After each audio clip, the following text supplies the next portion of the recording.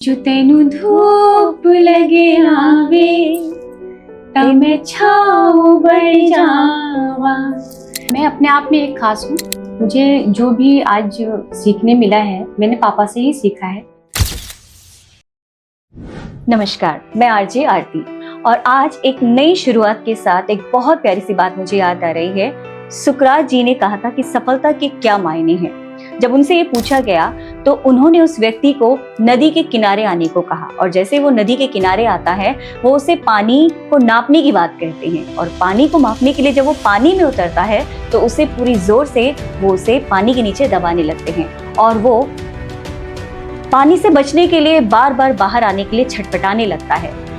जब आखिरी बार वो अपना हाथ छोड़ते हैं और वो बाहर निकलता है तो सुकरात जी उसे पूछते हैं कि जब आप पानी के अंदर थे तो आप बड़ी तीव्रता से कोशिश करें, बड़े जुनून से, कि आप पानी से बाहर आ सके। मतलब ये आपकी कोशिश थी सफल होने की कि आप सांस ले सके। तो यही सफलता है कि जब आप जुनून से किसी काम को करना चाहते हैं और जुनूनी हो जाते हैं तभी आप सफलता को पाते हैं। और आज एक ऐसे ही जुनूनी इंसान हमारे साथ हैं, रचना, जिन्होंने अपने दिल से अपनी गायकी की रचना की है, तभी उनका नाम है रचना। थैंक यू सो मच रचना यहाँ आने के लिए। नमस्कार आरती जी, नमस्ते। और रचना, जैसे मैंने सुना है कि आपको बचपन से गाने का जो है शौक रहा है जी। और फगुआ के गीत आपके दिल के बहुत ही ज्यादा करीब है जी। तो फगुआ के गीत से ही हम आगाज करते हैं इस इंटरव्यू का। तो एक प्यारा सा गीत आपकी आवाज में। जी बिल्कुल। सिर बांधे मुकुट खेली होरी, सिर बांधे मुकुट खेले होरी, सिर बांधे मुकुट खेले होरी, सिर बांधे मुकुट खेले होरी, सिर बांधे।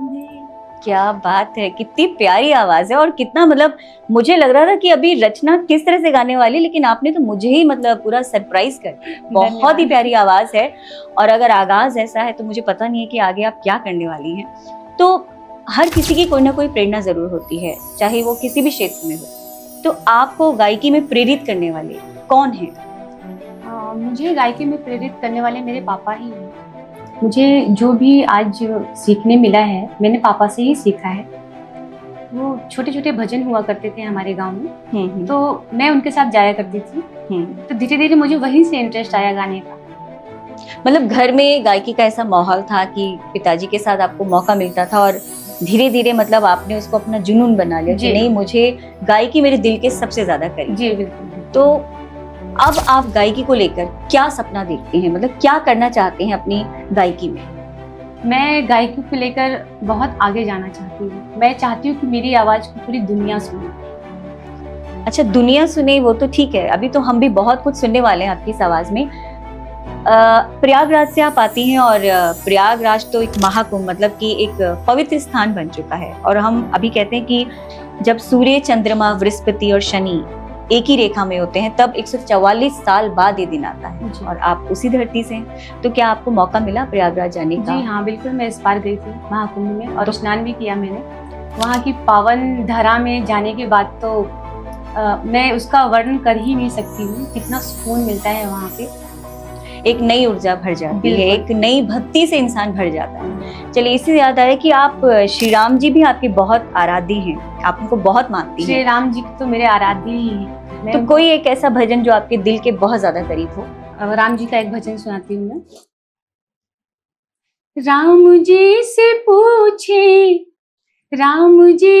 पूछे जनकपुर के नारी, बता द बबुआ कि बता द बबुआ, लुगवा देत काहे गारी, बता द बबुआ।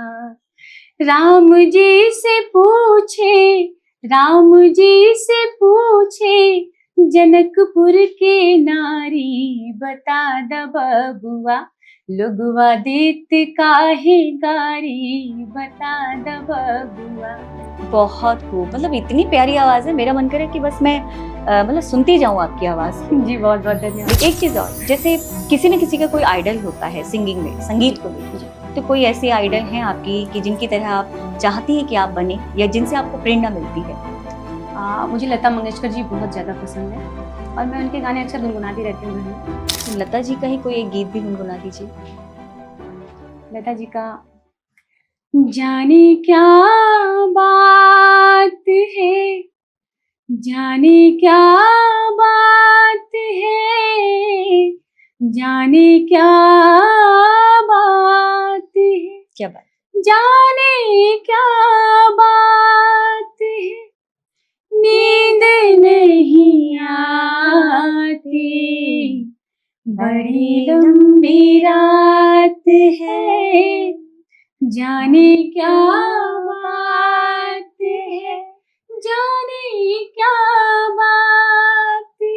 क्या बात है, आपने तो मेरे दिल की बात कह दी। मतलब ये गीत मेरे दिल के इतने करीब है कि जब भी मैं उदास होती हूँ, निराश होती हूँ, तो ये गीत गुनगुनाने लगती हूँ। ऐसे बहुत सारे गीत हैं और लता जी की आवाज़ मतलब अपने आप में एक अलग ही अंदाज।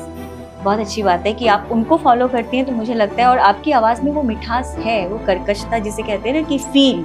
आजकल के गाने इस तरह के गाने नहीं होते। आप किस तरह के गाने ज़्यादा पसंद करती हैं? मैं ज़्यादातर शास्त्रीय संगीत ज़्यादा पसंद करती हूँ और लता जी के गाने भी मुझे बहुत पसंद तो है। शास्त्रीय संगीत के लिए कोई ट्रेनिंग ली है आपने या फिर ऐसे ही गाते गाते? कोई ट्रेनिंग तो नहीं ली है, बस सुनती हूँ और अच्छे लगते हैं तो गा लेती हूँ। लेकिन आप हरकतें बहुत अच्छी लेती हैं, मतलब जो अभी इस गाने में आप हरकतें ले रही थी वो सच में शास्त्रीय संगीत की पहचान है कि वो हरकतें अपने आप से आने लगती हैं। तो क्या आपको ऐसा लगता है कि कहीं ना कहीं आर्थिक तंगी की वजह से सपने या तो पूरे नहीं होते या फिर सपनों का हम गला घोट देते हैं?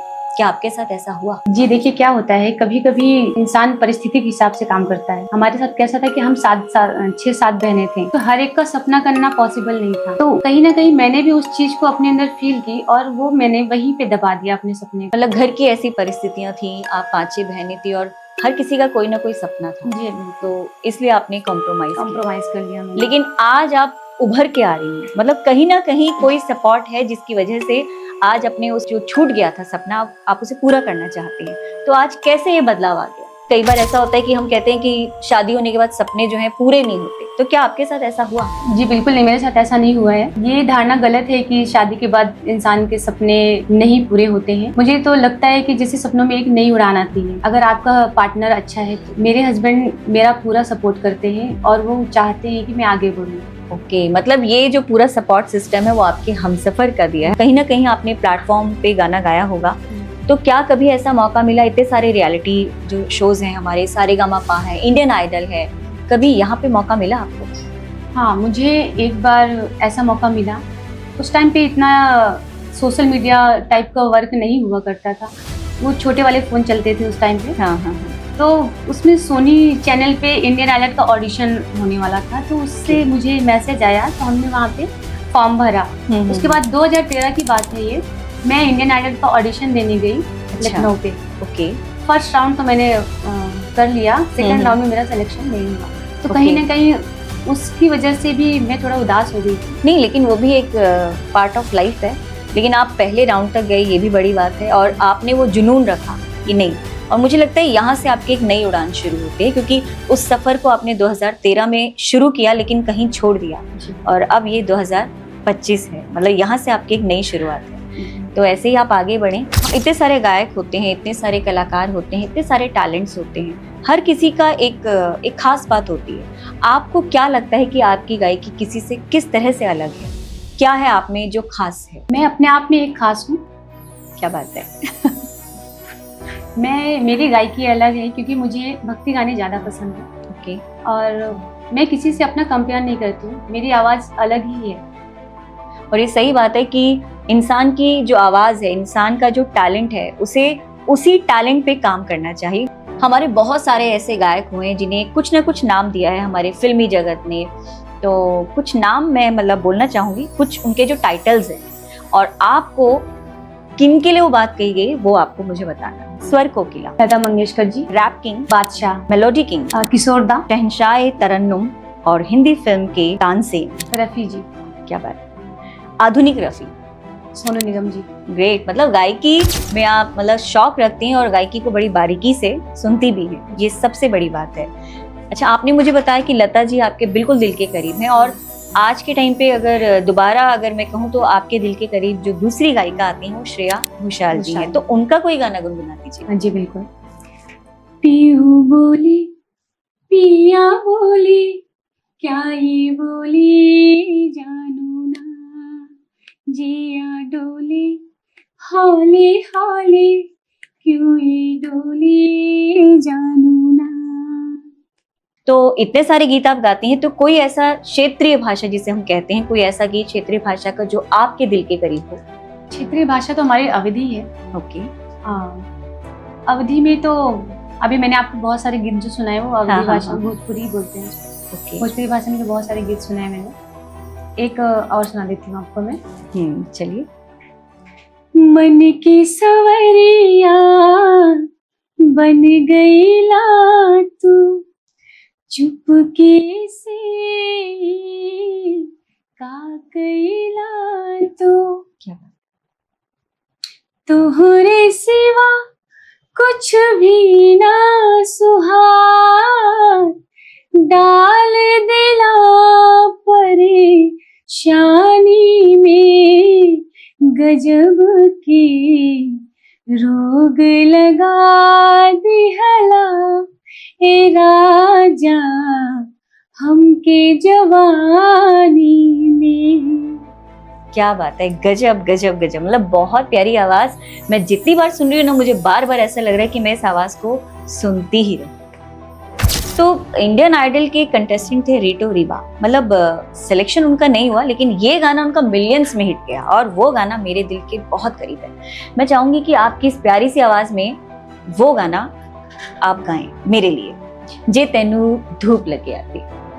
वो गाना मेरे भी दिल के बहुत करीब है, और मैं चाहूंगी कि आप भी मेरे साथ उसकी 2 लाइन गुनगुनाइए। बिल्कुल बिल्कुल, आप शुरुआत तो कीजिए। जी बिल्कुल। जो तेनू धूप लगे आवे, तब मैं छाँव बन जावा, तेरी खुशियों की खातिर मैं सारे जग से लड़ जावा, है तू ही मेरी आरज़ू कि तेरा ही मैं साथ दूं, तेरी बन के रहूं सदा मैं परछावा, मैं तेरी हीर तू मेरा राजा, करती हूँ मैं तुझसे ये वादा, तेरे बगैर ना कोई दूजा साजना। क्या बात है, बहुत बहुत अच्छा। प्यारी। आपने मुझसे बहुत अच्छा गाया। नहीं, आपने भी बहुत प्यारा गाया। मतलब मुझे ऐसा लगा कि एक रियाज ही हो रहा था, और बहुत अच्छे से आपने इसे निभाया, आपकी और वॉइस भी बहुत अच्छी है। Thank you so much. जिंदगी की एक नई शुरुआत होने जा रही है, हर किसी की एक नई शुरुआत होती है, लेकिन आपके जैसे बहुत सारे गायक हैं, बहुत सारे ऐसे लोग हैं जो इस नए सफर की शुरुआत करते हैं, तो उन्हें आप क्या कहना चाहेंगे? मैं उन लोगों से यही कहना चाहूँगी कि कभी भी इंसान को अपना सब्र नहीं खोना चाहिए और धैर्य रखना चाहिए, क्योंकि मंजिल सबको कभी ना कभी मिलती ज़रूर है। और मैं अपने लोगों से यही बोलना चाहूँगी कि मुझे ढेर सारा प्यार और आपके सपोर्ट की बहुत सारी ज़रूरत है, ताकि मैं आगे बढ़ सकूँ। बिल्कुल रचना, बहुत प्यारी आवाज़ की, अगर हम कहें कि बहुत प्यारी आवाज़ है उनकी, और उनके बात करने के अंदाज से ही पता लगता है कि वो कहीं ना कहीं ऐसे सपने हैं जो दब गए, जिन्हें वो पूरा नहीं कर पाई। तो आप सभी उन्हें अपना प्यार दें, उनकी गायकी को समझें, ताकि वो भी अपने सपनों को पूरा कर सकें, क्योंकि आपका प्यार ही उन्हें आगे लेकर जाएगा। और कहते हैं ना कि जो रातों से लड़ते हैं, जो रातों से जंग करते हैं ना, वही सूर्य बनकर निखरते हैं। तो बस उन्हें सूर्य बनने की तैयारी करनी है, रातों को जंग करनी है। सिर्फ आपका साथ चाहिए, आपका प्यार चाहिए। बस ये प्यार उन पर बना रहे, ताकि वो अपने इस सफ़र में आसानी से आगे बढ़ें, अपने सपनों को पूरा करें, अपने सपनों की नई उड़ान को भरें। धन्यवाद।